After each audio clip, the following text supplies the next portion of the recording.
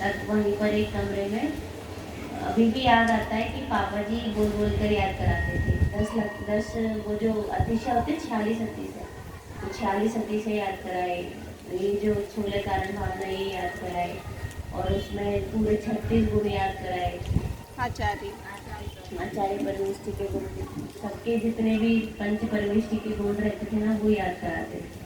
तो ऐसे ही आप याद कर लो तो अपने बच्चों को याद कराओ। 20 तीर्थंकर भगवान के भैया को नाम। याद कराओ कि सोने के पहले क्या याद करेंगे, कि 16 कारण भावना याद करेंगे। कम से कम भावना खुद पूरी भा नहीं पा रहे, पर भावना है कैसी वो तो याद कर सकते हैं, है ना। तो इसलिए यहाँ पर भी कहा पहली भावना क्या है, दर्शन विशुद्धि, दूसरी विनय संपन्नता, तीसरी सील व्रतस्वरति चार, क्या बोलते हैं, सील व्रतस्वरति चार, ठीक। तीसरी सील व्रतस्वरति चार, फिर चौथी अविक्ष्ण ज्ञान उपयोग, क्या है, अविक्ष्ण ज्ञान उपयोग। फिर पांचवी क्या है, संवेग। फिर छठवीं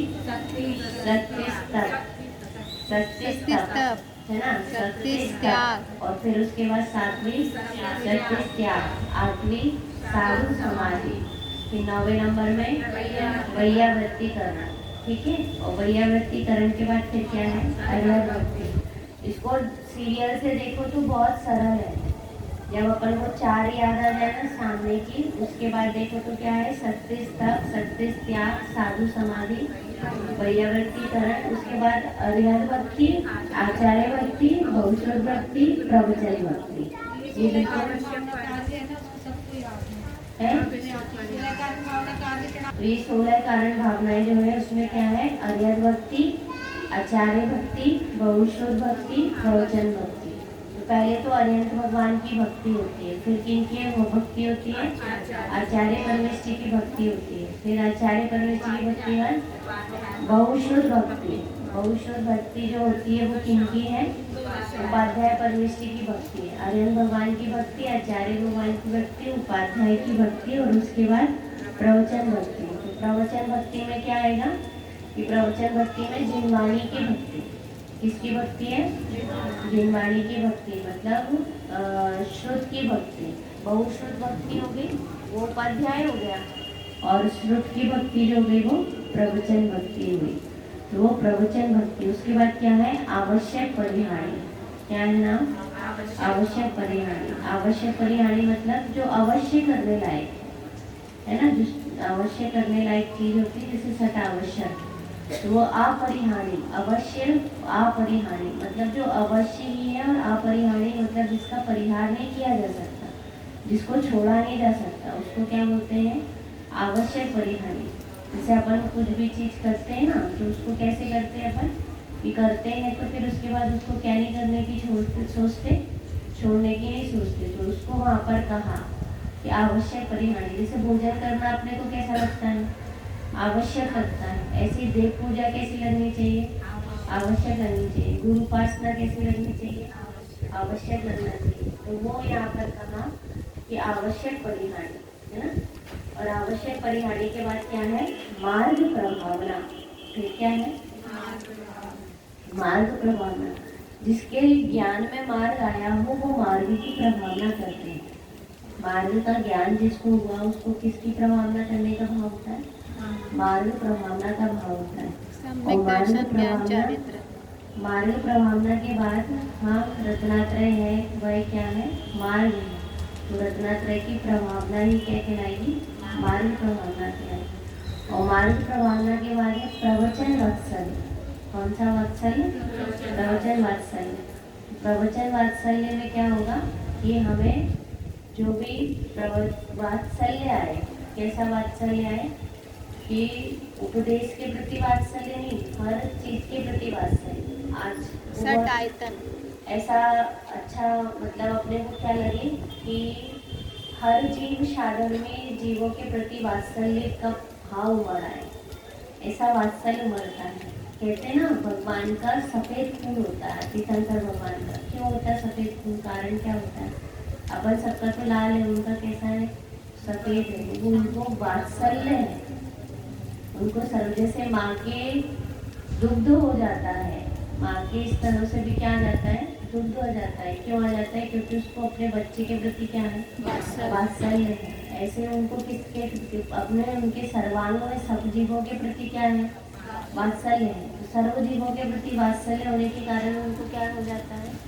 क्योंकि पूरा शरीर ही दूध रूप हो जाता है। शरीर का खून ही क्या बन जाता है? दूध बन जाता है। श्वेत खून होता है, श्वेत रक्त। श्वेत रक्त होता है। जो तीर्थंकर भगवान होते हैं उनका रक्त कैसा हो जाता है? श्वेत हो जाता है, क्योंकि उन्हें सर्व जीवों के प्रति कैसा है? वात्सल्य है। आज अच्छा पंडित साहब का एक स्वाध्याय सुन रही थी, उसमें आया था कि उसमें कि हमें सर्व जीव कैसे दिखने लगे? सामान्य गुण से देखें तो जब सब भगवान है तो हमारे भगवान आशीर्वाद क्यों नहीं देते? ऐसा है, हमारे भगवान आशीर्वाद क्यों नहीं देते? इसलिए आशीर्वाद नहीं देते क्योंकि उनको कोई करुणा के पात्र ही नहीं नजर आ रहे, कोई दया के पात्र ही नजर नहीं आ रहे। यदि दया के पात्र नजर आए तो क्या दिया जाए?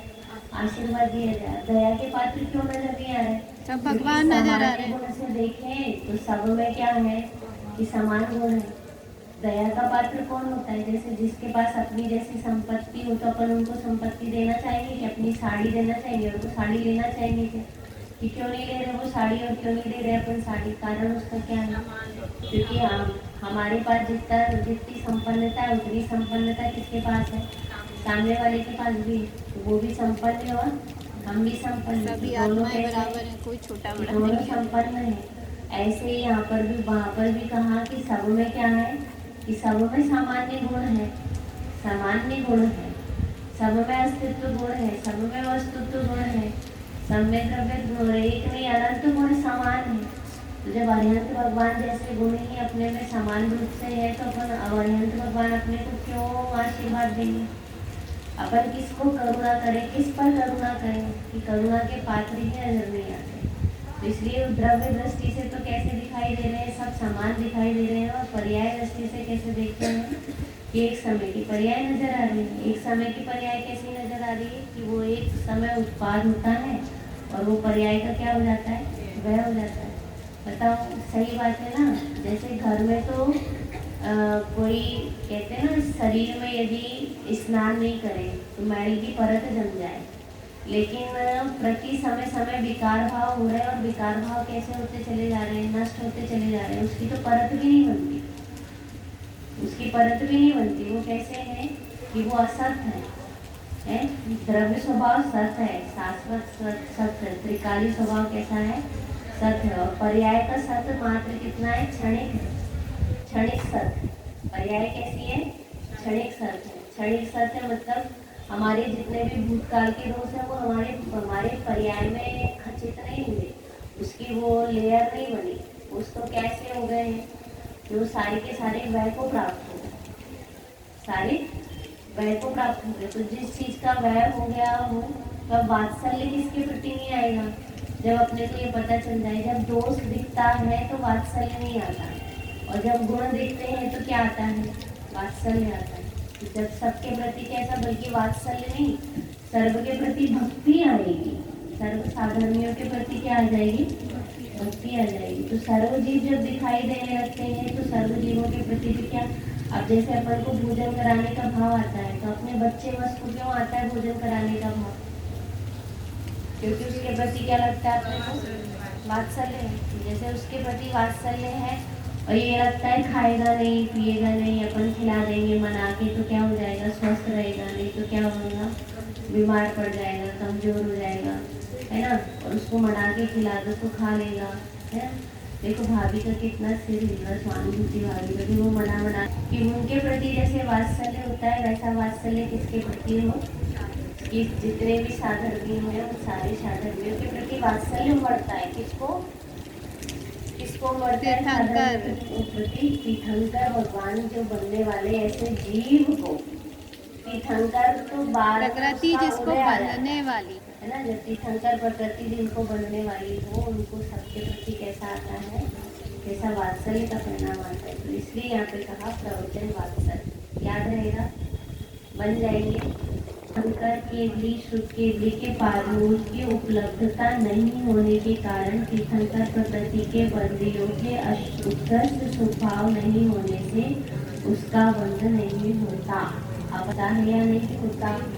तो कहा कि नहीं होता। क्यों नहीं होता? क्योंकि